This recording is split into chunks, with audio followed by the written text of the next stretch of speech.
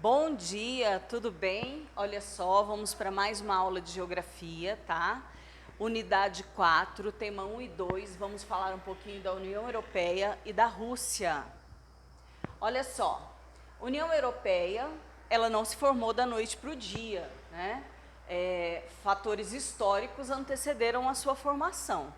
Na verdade, nem eles sabiam que esses fatores iriam chegar, né, no final com a União Europeia.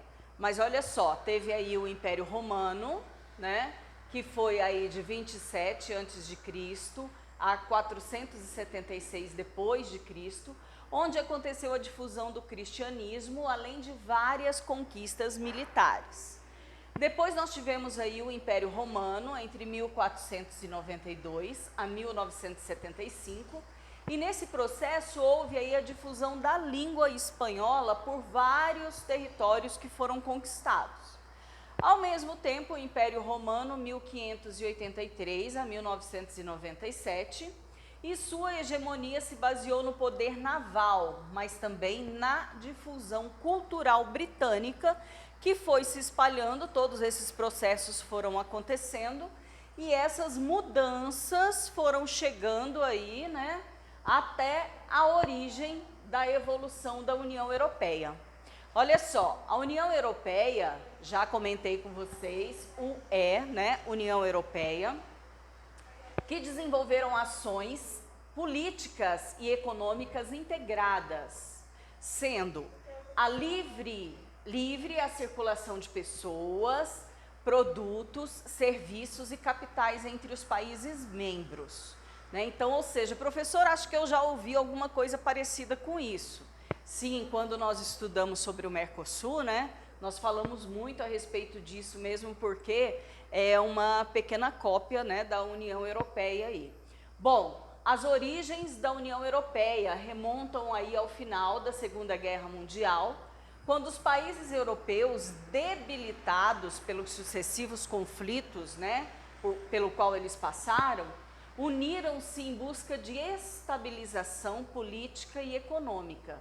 Bom, então assim, para estimular o comércio e eliminar as barreiras alfandegárias, porque nessa época, como eles estavam debilitados, conforme nós vimos aqui, né, no pós-guerra, o que aconteceu? Eles tinham que criar alguma forma de poder fazer as coisas se movimentarem novamente.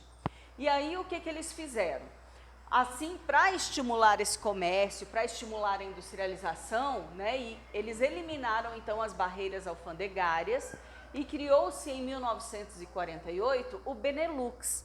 O Benelux, ele foi um mini bloco, vamos dizer assim, onde já estava dando origem para seguir a sequência aí de chegar à União Europeia, né, que foi formada por Bélgica, Países Baixos e Luxemburgo. Professora, muito pequeno, sim, né, mas nós vamos ver que ele foi crescendo até chegar na União Europeia. Então, olha só, em 1951, o Benelux se uniu então à França, à Itália e à Alemanha. Então, olha só que a coisa já melhorou bastante. Para criar a Comunidade Europeia do Carvão e do Aço, a SECA, né? Então, ela já foi se fortalecendo mais. Em 1957, esses países firmaram um acordo por meio do Tratado de Roma, estabelecendo a Comunidade, então, Econômica Europeia. E, finalmente, em 1992, foi criada, então, a União Europeia. Vamos ver aí um pouco sobre as políticas sociais da União Europeia. Olha só, uma das principais características da União Europeia é o seu sistema de proteção social. Bom, para entrar, né, na União Europeia, ou seja, um bloco, você tem que aceitar algumas condições. Bom, entre essas condições, tem aí os serviços públicos de saúde e educação eficientes, tem aí também o seguro-desemprego, a previdência e o atendimento a idosos e o combate à pobreza. Então, ou seja, nem todos os países que estão no bloco têm as mesmas condições, né? Alguns passam um pouco mais de dificuldade. Só que, de acordo com a política social da União Europeia, eles têm que estar ajudando um ao outro. E outra coisa que a gente tem visto bastante é esse atendimento aos idosos, que nós estamos vendo cada vez mais esses idosos chegarem numa idade mais avançada, né? Então, ou seja, é sinal de que o governo tem dado aí um atendimento especial para eles. Bom, há mais de uma década, esse modelo social europeu passa por dificuldades em razão do baixo crescimento demográfico. Então, ou seja, mesmo o governo estimulando os casais a terem mais filhos, ajudando na despesa, os casais hoje, eles, né, têm a opção de não ter nenhum filho, ou quando tem, é um, no máximo dois, né?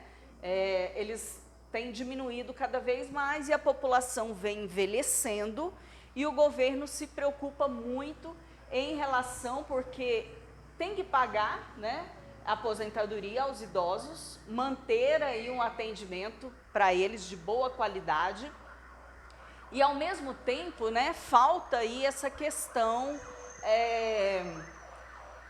das pessoas, né, de estarem tendo os filhos para futuramente eles estarem aí entrando no mercado de trabalho para substituir esses idosos.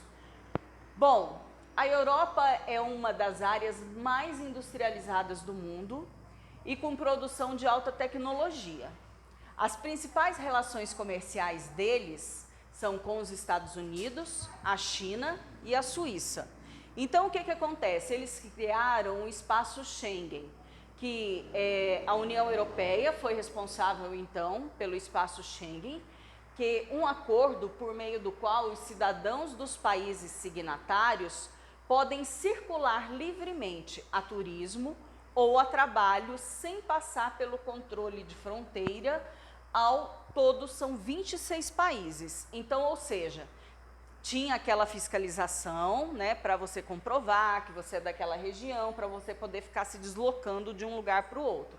Após a criação, então, do espaço Schengen, isso mudou muito essa realidade, então facilitou muito a vida para as pessoas.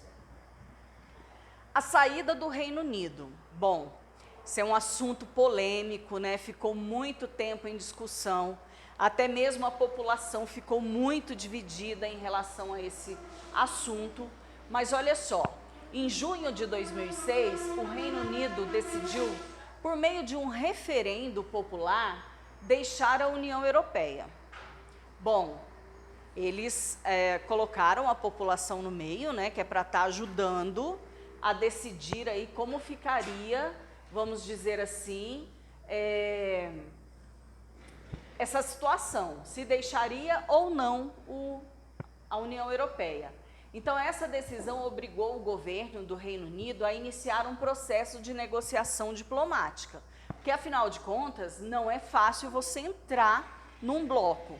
Para sair também não é a mesma coisa, né? A gente não pode chegar e simplesmente falar assim, olha, a partir de amanhã eu não faço mais parte da União Europeia, então estamos, né, com todas as relações comerciais, enfim, tudo cortado. Não é dessa forma que funciona. Então, para iniciar esse processo de negociação diplomática para desvinculação do país do bloco, que então estava previsto para durar cerca de 3 anos, né, durou um pouquinho mais, porque a saída do Reino Unido ficou conhecido pelo nome de Brexit, que é a junção das línguas aí, né, inglesa e britânica para a saída deles do Reino Unido.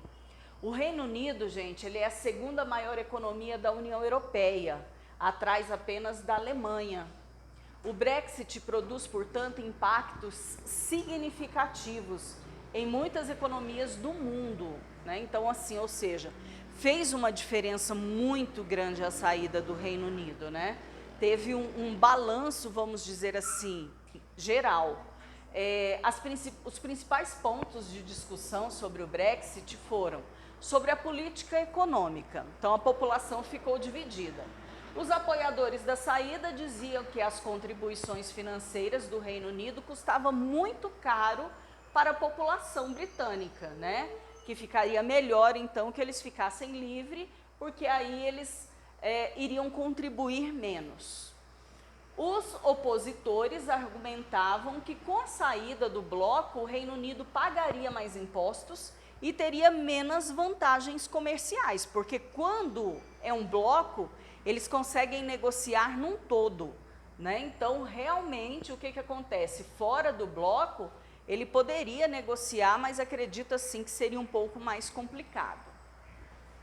O comércio, os favoráveis à saída, afirmava que o Reino Unido poderia negociar diretamente com qualquer país em condições de preços melhores, o que já não acontecia, né, segundo eles, quando eles estavam aí. E os que defendiam a permanência diziam que o Reino Unido teria menos poder econômico nas negociações. Então, ou seja, a população estava muito dividida, tanto é, gente, que a diferença foi mínima, foi muito pouco. A imigração, os apoiadores da saída alegavam, né, um controle maior sobre a entrada de imigrantes para manter a identidade nacional e cultural do Reino Unido. E já os apoiadores da permanência defendiam que outros países da União Europeia recebiam muito mais imigrantes do que o Reino Unido, que isso não iria ter um peso assim, né? Então, a população tinha hora que, né, ficava ali, muito próximo, tinha hora que dava uma diferença maior, mas eu acredito que tenha mudado, tenha feito uma diferença muito grande, né, a saída do Reino Unido da União Europeia. Os destaques da União Europeia. A União Europeia ela não é homogênea, né, em termos econômicos e políticos, então tem alguns países que eles, né, têm um poder maior aí, e com a saída do Reino Unido, Alemanha e França ganharam mais destaque e tornaram-se os países com maior poder de influência e decisão nos assuntos que envolvem os rumos da União Europeia e da geopolítica global. Então, ou seja, né, após a saída do Reino Unido, eles passaram a ter um poder aí maior. Vamos falar um pouquinho sobre a Alemanha. Olha só, durante a Guerra Fria, após a Segunda Guerra Mundial, a Alemanha ela ficou dividida em República Federal Alemã, que era capitalista, e a República Democrática Alemã, que era comunista. Então, o que acontece? Enquanto de um lado da Alemanha, né, ela estava se desenvolvendo a todo vapor, que era o lado comunista, ou o lado capitalista, o comunista ele estava meio que parado nessa situação, né? Então, estava sendo uma realidade bem difícil aí. Mas lá em 1990, houve então a reunificação.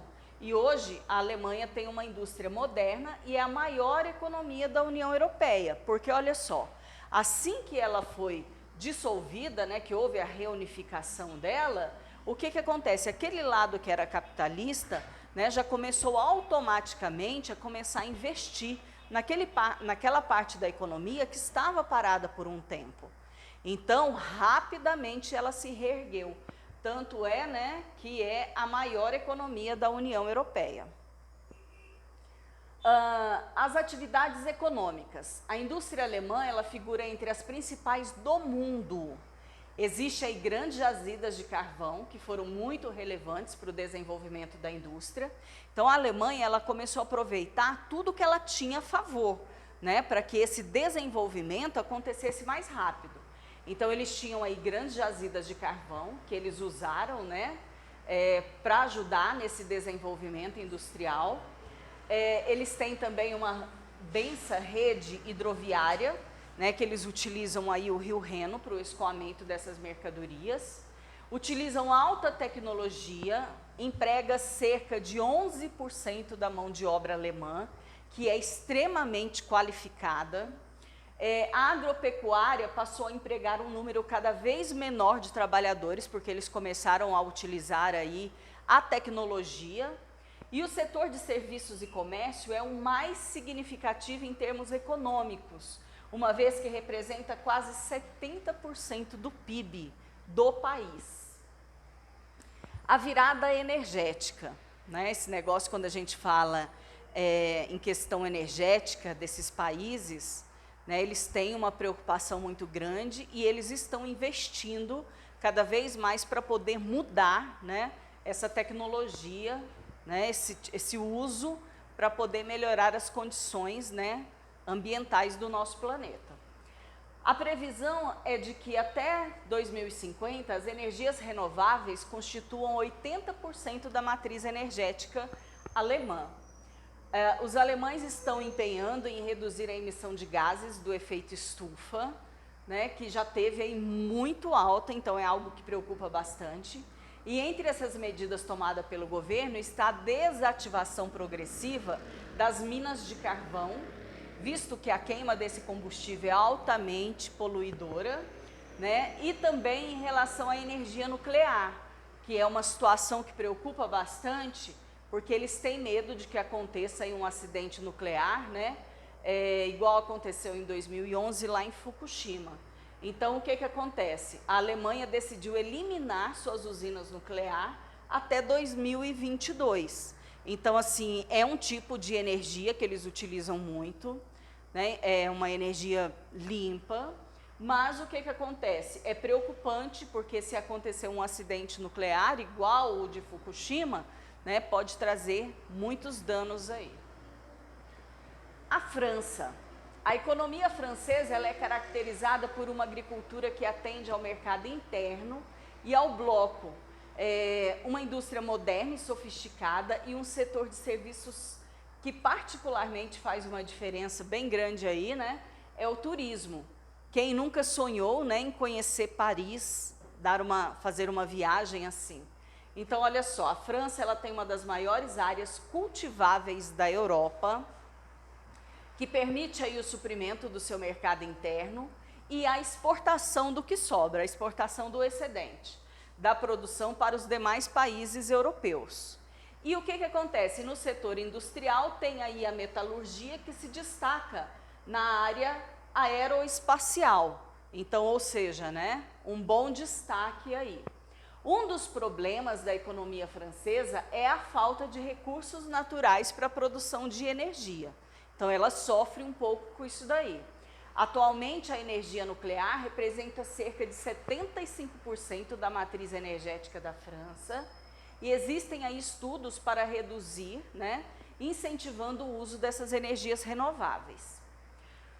Uma outra importante atividade econômica francesa é o turismo, né? Nós estamos vendo agora aí, com essa crise da Covid, né? Porque eles recebem aí um grande número de turismo, que a economia francesa, ela está assim, né, sendo abalada, porque não é possível esse tipo de comércio, né, está sendo movimentado nesse momento de pandemia.